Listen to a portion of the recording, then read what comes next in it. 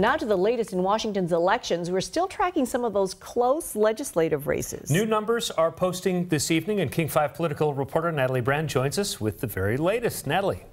Hi, Mark and Lori, and we have another significant update in South King County's 47th legislative district, where the Republican incumbent State Senator Joe Fain is losing his race for re-election. This afternoon, his Democratic challenger Mona Doss has continued her trend of picking up the late ballot. She now leads by 548 votes. Fain had a narrow lead on election night, but that has changed in these later returns, and based on this trend line, she will defeat the incumbent.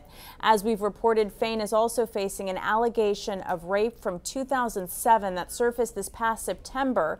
Just yesterday, a state Senate committee voted to move forward with an independent investigation into that allegation. It's unknown if that investigation will now continue. Interesting to note, Fain had a 7-point lead during his August primary.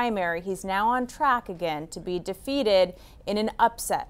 We also have a big update in Whatcom County's 42nd legislative district, where the margin has narrowed tonight between Republican incumbent Doug Erickson and his Democratic challenger Pinky Vargas. He now leads by just 72 votes, and that is within recount territory, even manual recount territory.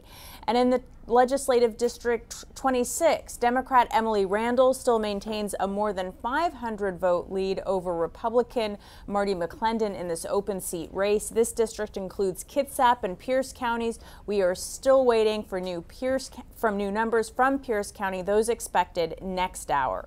Overall, Democrats in the state are on track to pick up around 3 seats in the state Senate and around 7 in the state House based on the latest numbers in these close races. We have much more at king5.com/politics. Back to you.